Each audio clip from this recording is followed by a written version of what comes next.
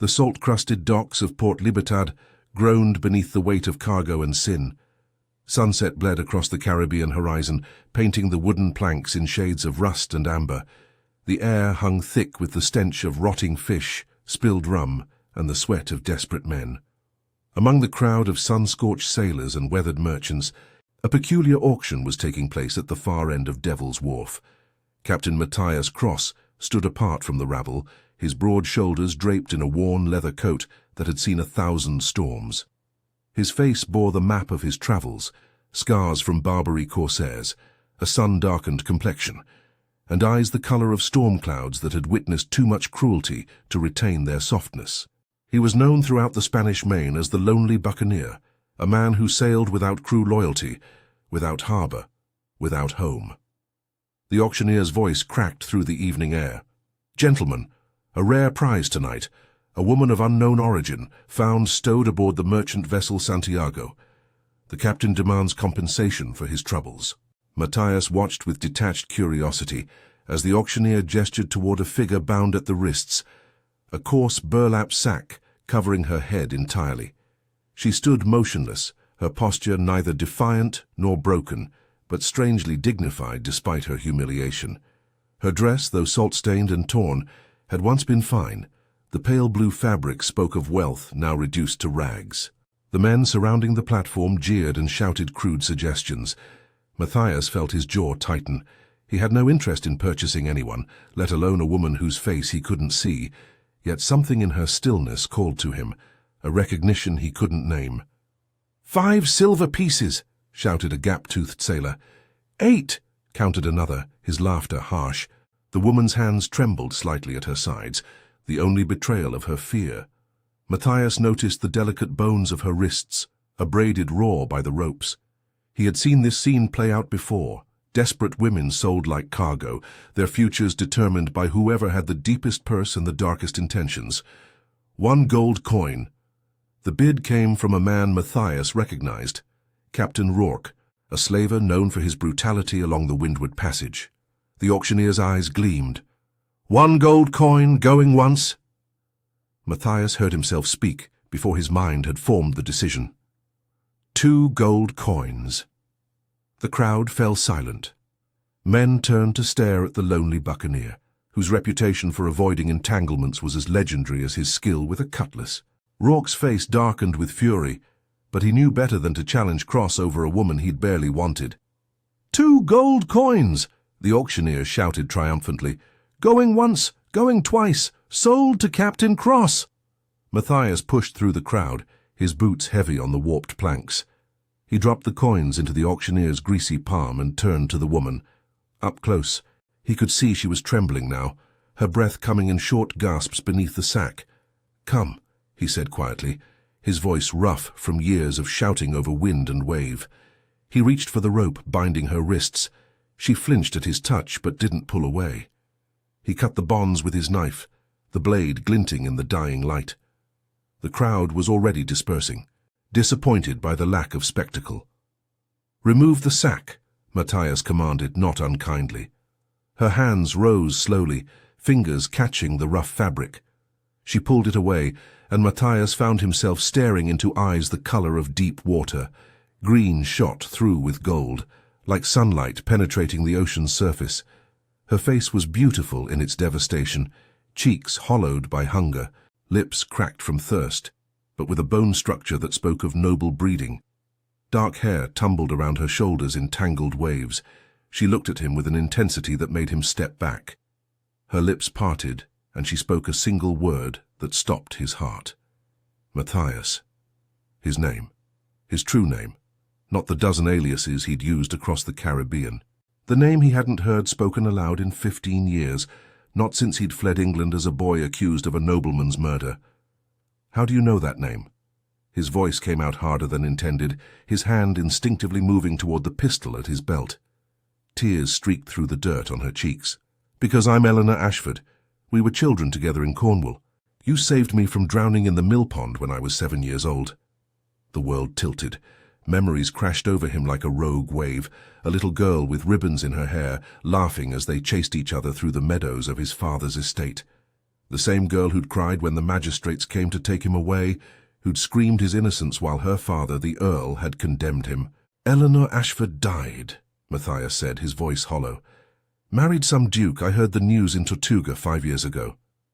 "The Duke of Pembroke," she confirmed, her voice breaking, "who beat me until I could barely stand, who locked me in darkness for days when I displeased him, who finally put me aboard a ship bound for the colonies, with instructions to the captain, sell her or drown her, but never let her return to England."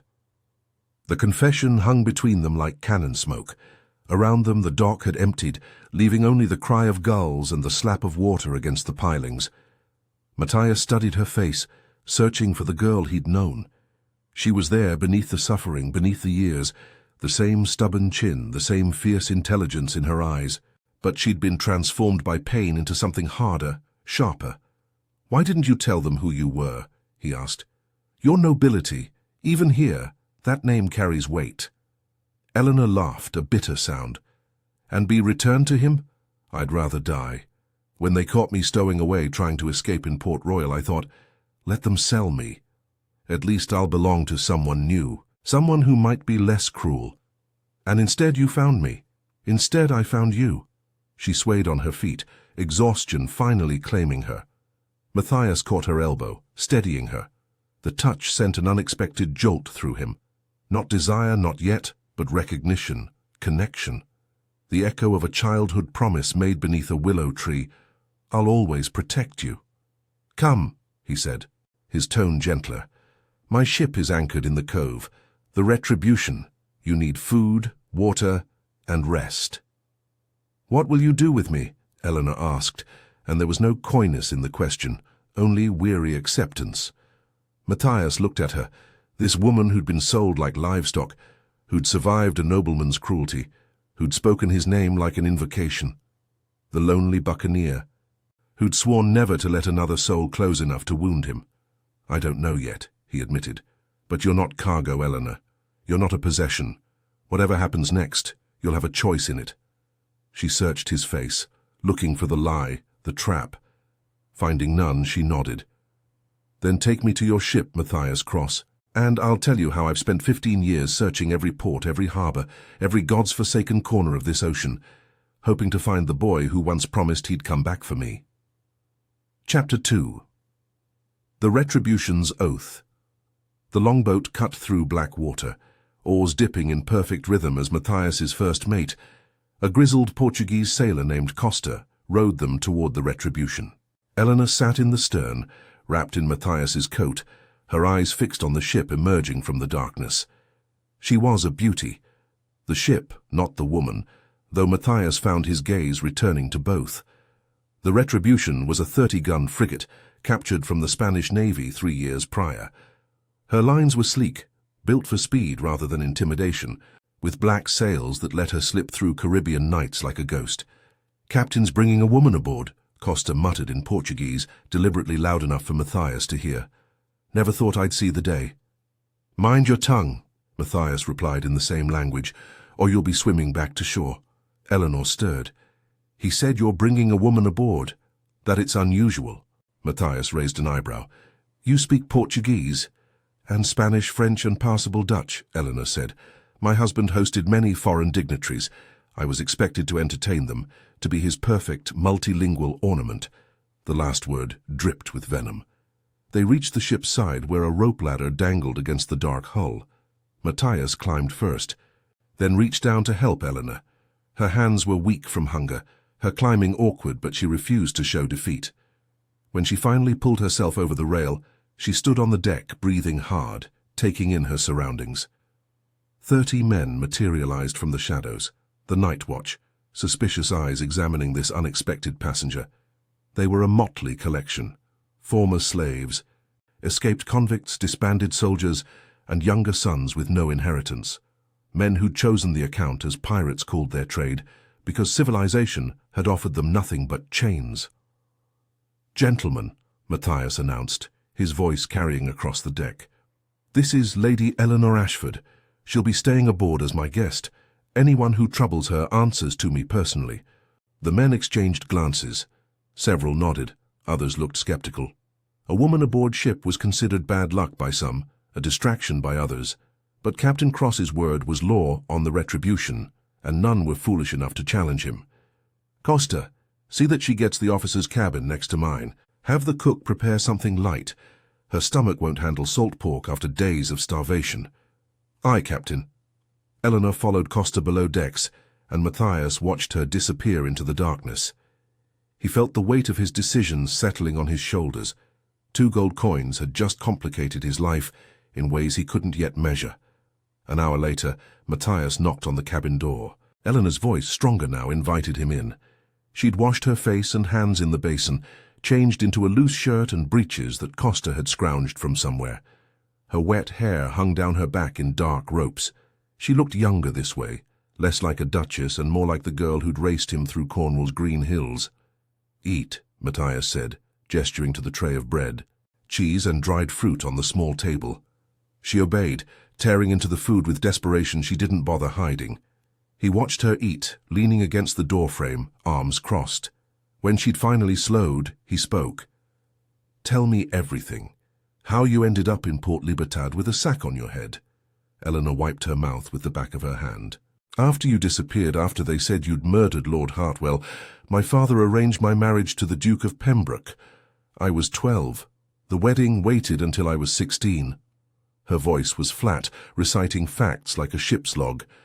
Pembroke was 43, a widower whose first wife had died under mysterious circumstances. He wanted an heir and a beautiful ornament. I provided neither successfully. Eleanor, let me finish." She met his eyes and he saw steel there. "I lost 3 children before they drew breath. After the 3rd, something in him broke. Or perhaps it was always broken, and he'd simply stopped pretending. The beatings started, then the isolation, then the threats.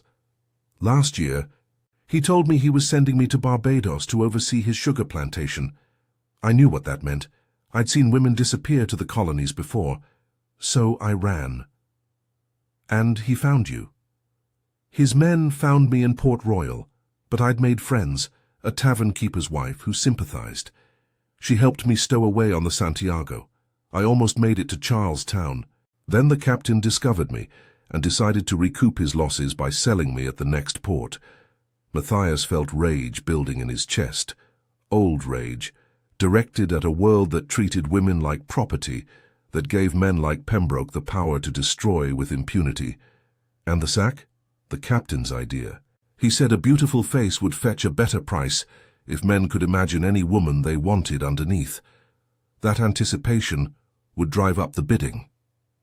Her voice remained steady, but her hands trembled around the cup of water. He was probably right. Silence settled between them, filled only by the creak of the ship and the distant sound of men laughing on deck. "Why did you search for me?" Matthias asked quietly. "After everything, after I was condemned, after you married, why did you care what happened to a murderer?" Eleanor's laugh was sharp. "Because you weren't a murderer. I was there that night, Matthias. I saw Lord Hartwell try to force himself on one of the kitchen maids. I saw you pull him off her. I saw him strike you, saw you defend yourself. When he fell and hit his head on the stone, it was an accident. No one believed that. My father didn't want to believe it. You were the son of his steward, and Hartwell was his closest political ally. Your word against a lord's. There was only ever one outcome." Matthias closed his eyes, the old wound reopening. "You testified against me." "I tried to tell the truth." Eleanor stood, the chair scraping back. "They wouldn't let me speak. My father dragged me from the court, locked me in my room for 3 days. By the time they let me out, you were already gone, escaped from the magistrate's custody, vanished like smoke. I stowed away on a merchant vessel bound for the Caribbean, worked my way up from cabin boy to sailor to navigator. Eventually, I took my own ship." He gestured around them. "This life found me because England wanted me dead for a crime I didn't commit. And I've spent 15 years trapped in a different kind of prison," Eleanor said. "Married to a monster, bearing his name, while the only person who'd ever truly seen me disappeared across the ocean." They stood facing each other in the cramped cabin, years of pain and separation between them. Matthias wanted to reach for her, to offer comfort, but he'd forgotten how. The lonely Buccaneer didn't comfort, he commanded, He conquered. He survived. Eleanor moved first. She closed the distance between them and placed her hand over his heart. "You paid 2 gold coins for me. By pirate law, I suppose that makes me yours." "By pirate law," Matthias said carefully, "you're free to leave at any port. I'm not your husband, Eleanor. I'm not your captor." "Then what are you?" He looked down at her hand, still pressed against his chest, feeling his heartbeat accelerate under her touch. "I'm the boy who promised to protect you, and I'm the man who failed." "You didn't fail. You survived. And now so will I." She tilted her head up, studying his face with an intensity that made him want to look away. "Marry me, Matthias." The words hung in the air like cannon fire. "What?" "You heard me. Marry me. Here tonight, by whatever laws govern this ship. Make me Eleanor Cross instead of Eleanor Pembroke. Give me a name that's mine by choice rather than imprisonment." "Eleanor, that's insane, impulsive." "Perhaps." She stepped back, crossing her arms. "But I've learned something in 15 years of captivity. Freedom isn't just escaping your chains.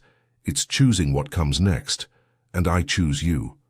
I choose the boy who saved me from drowning, who defended the helpless, who kept his honor even when the world stripped everything else away." Matthias felt something crack inside him. The armor he'd built around his heart, the walls that had kept him safe and separate. "You don't know me anymore. I'm not that boy." "No," Eleanor agreed. "You're the man he became. The lonely buccaneer. The captain who just paid 2 gold coins to save a woman he couldn't even see. That's enough for me."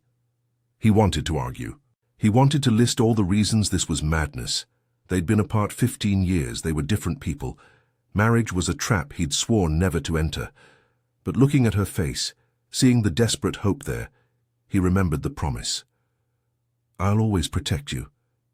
If we do this," he said slowly, "you need to understand what it means. This ship is my life. We sail where the wind and profit take us.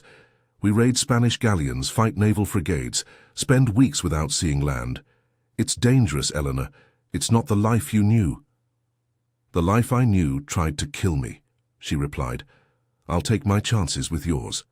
Matthias studied her for a long moment, then nodded. "Tomorrow at dawn, then. We'll do this properly, with the crew as witnesses, with all the ceremony a ship's captain can provide." "Why not now?"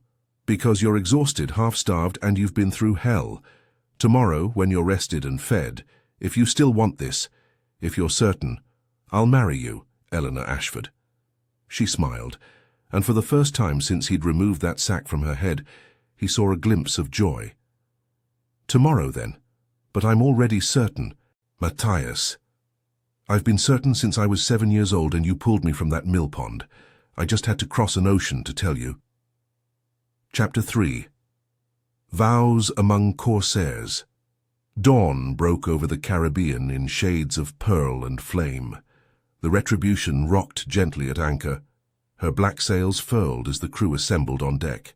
Word had spread through the ship like wildfire. The captain was taking a wife. Men who'd sailed with Matthias for years stood in silent wonder, watching this impossible thing unfold. Eleanor emerged from below, and a collective breath was drawn.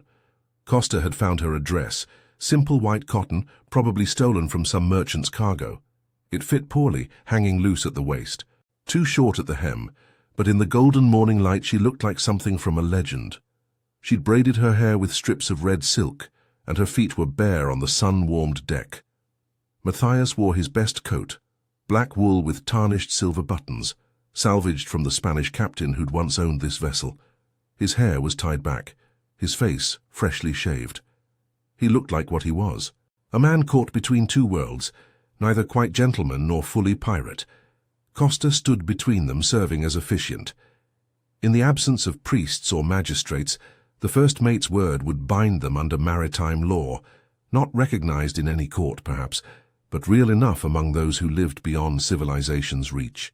"We gather to witness the union of Captain Matthias Cross and Lady Eleanor Ashford," Costa announced, his Portuguese accent thick. "Let any man who objects speak now or forever hold his tongue." Silence. 30 pairs of eyes watched, waiting. Costa continued. Captain Cross, do you take this woman as your wife to protect and provide for, in fair weather and foul, until death or the sea claims you both? Matthias looked at Eleanor, this woman who'd crossed an ocean to find him, who'd survived hell and emerged still capable of hope. I do. Lady Eleanor, do you take this man as your husband, to stand beside him in whatever storms come, to share his fate whether fortune or ruin, until death or the sea claims you both? Eleanor's voice rang clear across the deck. I do.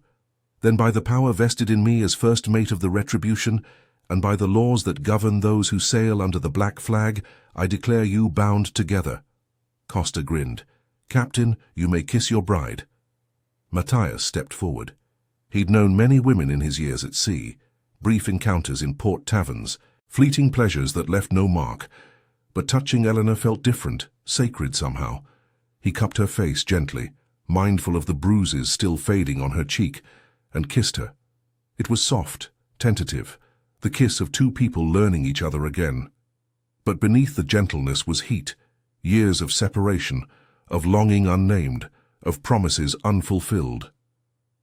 When they parted, Eleanor was smiling, tears streaming down her face. The crew erupted in cheers. Men who'd hardened themselves against sentiment found themselves moved by this strange ceremony. Some shouted congratulations, others offered blessings in a dozen languages. Costa produced a bottle of the captain's private rum, and tin cups were passed around. To the captain and his lady, someone shouted. To love in defiance of the world. To the Retribution and all who sail her, Eleanor laughed, accepting a cup and drinking deeply, coughing at the burn. Matthias wrapped his arm around her waist, anchoring her against him as the celebrations swelled around them. For the first time in 15 years he felt something approaching contentment. The celebration continued into the afternoon, but eventually Matthias and Eleanor retreated to the captain's cabin, now their cabin. Someone had made an attempt at decoration. Wildflowers from the coast arranged in a chipped mug, clean linens on the narrow bed, candles burning despite the daylight. Eleanor examined the space with interest. The sea charts rolled and stacked in the corner, the weapons mounted on the wall, the books salvaged from a dozen raids. You're educated, she observed, running her fingers along the spines. Newton, Defoe, Milton. The Caribbean offers long hours with nothing to do but read or go mad, Matthias replied. I chose reading. She pulled down Paradise Lost, opening to a marked passage. You underlined this. The mind is its own place, and in itself can make a heaven of hell, a hell of heaven. Were you thinking of England when you marked it? I was thinking of freedom, he admitted, how it's not about where you are, but who you become. Eleanor set the book down and turned to face him.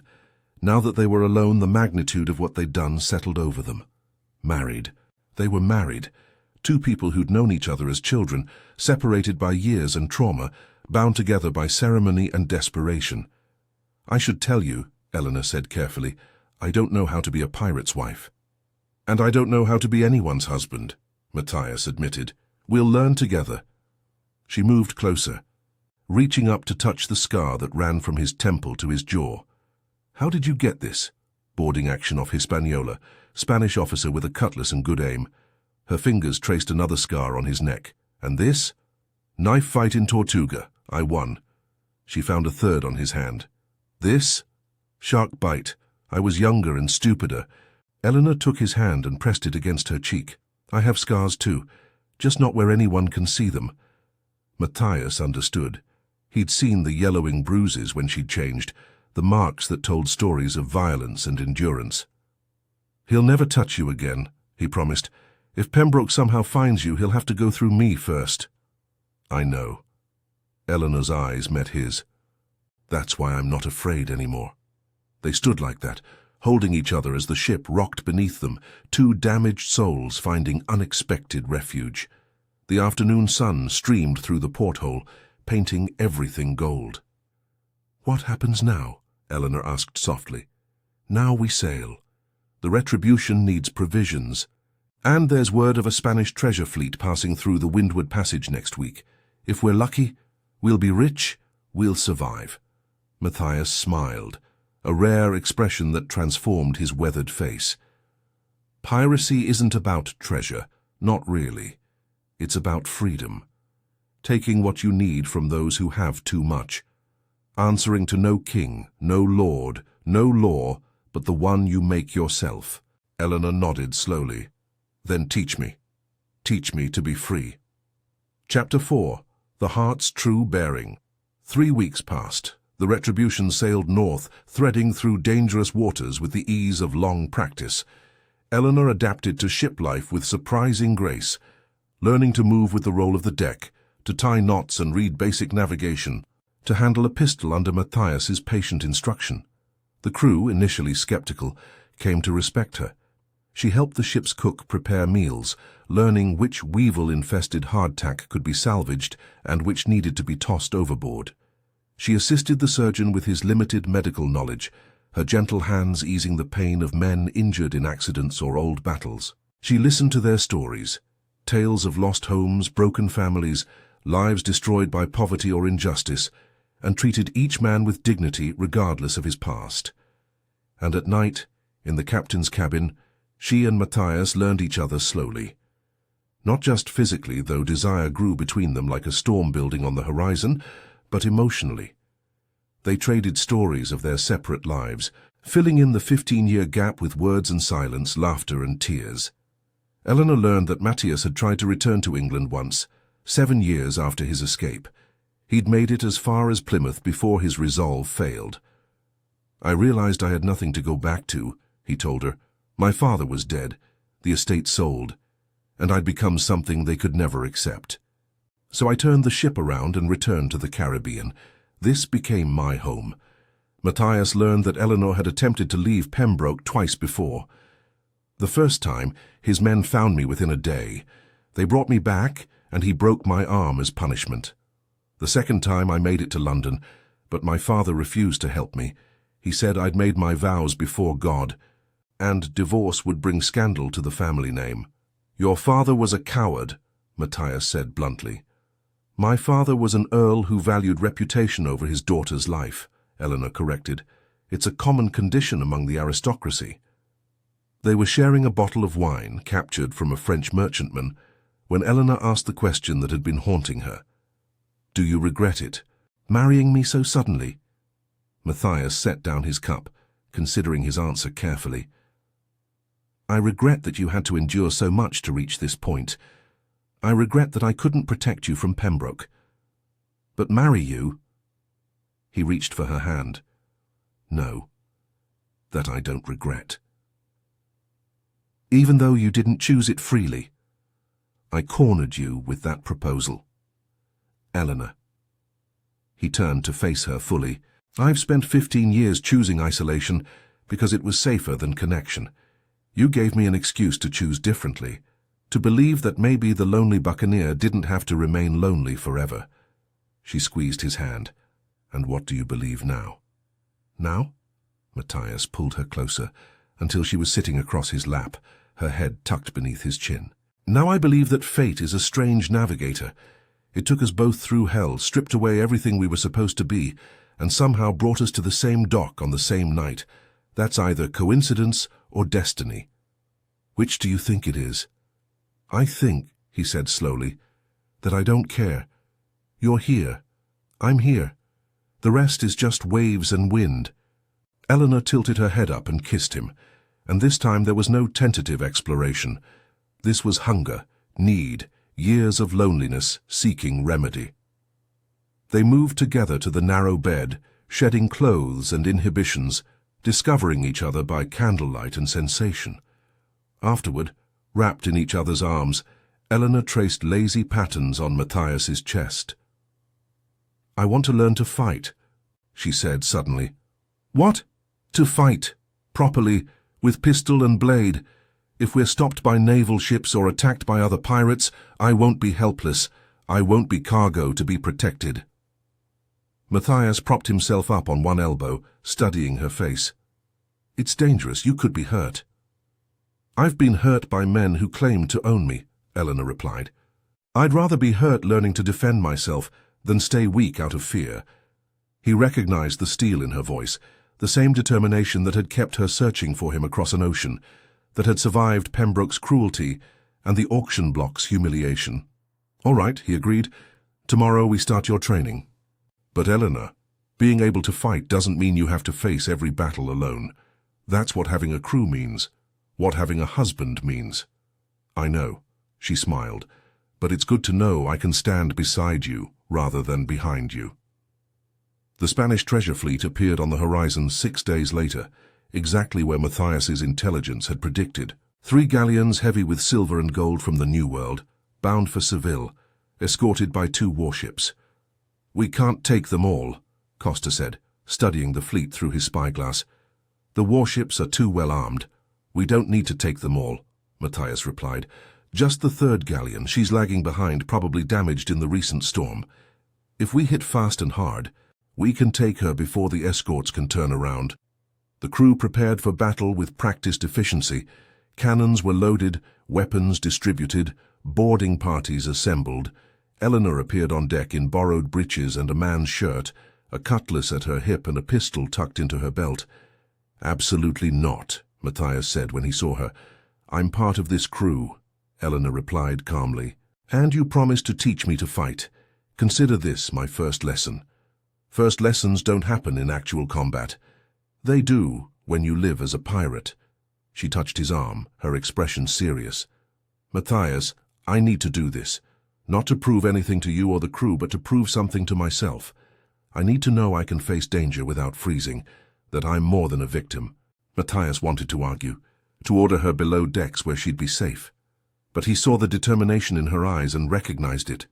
The same fierce will that had sustained her through years of abuse, that had driven her to escape across an ocean.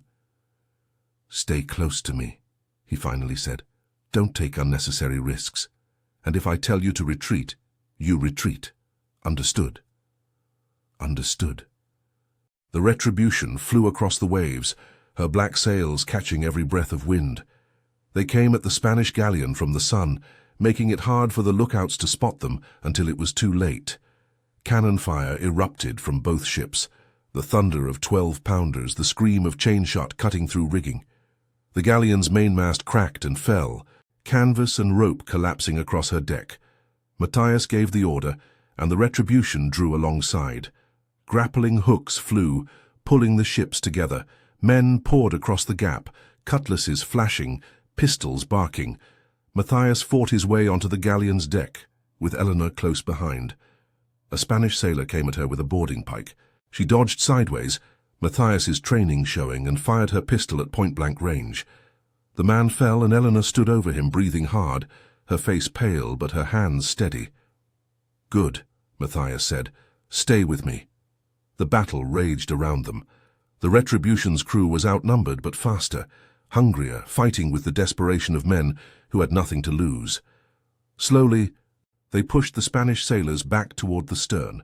Then Eleanor screamed. Matthias spun to see a Spanish officer had grabbed her from behind, a knife at her throat. "Surrender!" the officer shouted in accented English, "or the woman dies." The fighting paused. All eyes turned to Matthias, waiting for his decision. Eleanor's gaze met his across the blood-slicked deck, and in that moment he saw everything clearly, not just his love for her, but her trust in him. She wasn't pleading for rescue. She was waiting to see what he'd do, confident he'd find a solution. Matthias raised his hands slowly, as if surrendering. Then he spoke to Eleanor in the Cornish dialect they'd used as children, a language the Spanish officer wouldn't understand. "The knife at your throat. When I give the signal, you grab his wrist and pull it away from your neck. Can you do that?" "Yes," Eleanor replied in the same dialect. "On my mark. 3, 2, now." Eleanor seized the officer's wrist with both hands and yanked it away from her throat. Simultaneously, Matthias drew his second pistol and fired. The ball took the officer in the shoulder, spinning him around. Eleanor tore free, and Costa was there instantly, disarming the wounded Spaniard. The fight went out of the remaining Spanish sailors. Within minutes, the galleon was secured, her crew locked in the hold, her cargo being transferred to the Retribution's holds.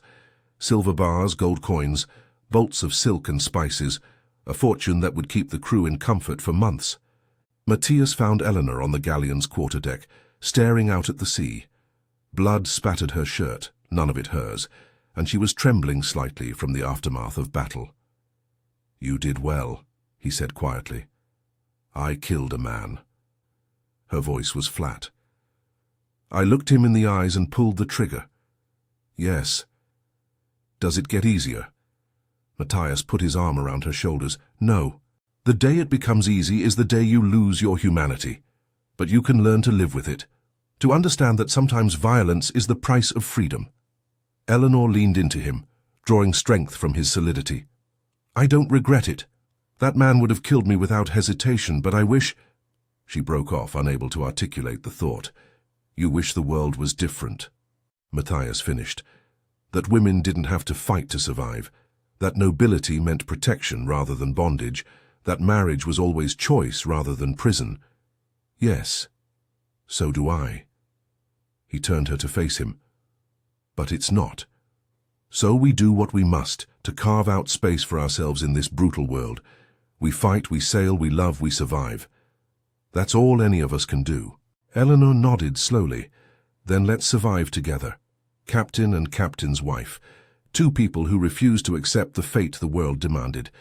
Two people who found each other in the least likely place," Matthias agreed, "at an auction on Devil's Wharf, where a lonely buccaneer paid 2 gold coins for a woman with a sack on her head, and married her when she said his name." They stood together on the captured galleon, watching the Caribbean sun set in shades of copper and flame. Behind them, the crew celebrated their victory. Ahead lay more battles, more storms, more uncertainty. But for now, in this moment, they had each other. Two scarred souls who'd traveled separate roads through darkness to find unexpected light. Eleanor turned in Matthias's arms and kissed him, fierce and claiming. "Take me home," she whispered against his lips. "Where's home?" "Wherever you are, wherever the retribution sails, wherever we choose to make it." And so they returned to the ship that had become their sanctuary, this floating kingdom of misfits and outcasts, where a noble lady could become a pirate's wife, where a condemned boy could become a respected captain, where 2 gold coins could purchase not property, but partnership, not possession, but possibility. The Retribution turned her bow toward the open sea, black sails filling with wind, carrying them toward whatever adventures awaited. And in the captain's cabin, Matthias and Eleanor Cross held each other close, knowing that the greatest treasure they'd claimed wasn't the Spanish gold or silver, but each other. 2 halves of a promise made beneath a Cornish willow tree, finally fulfilled on the endless blue waters of the Caribbean.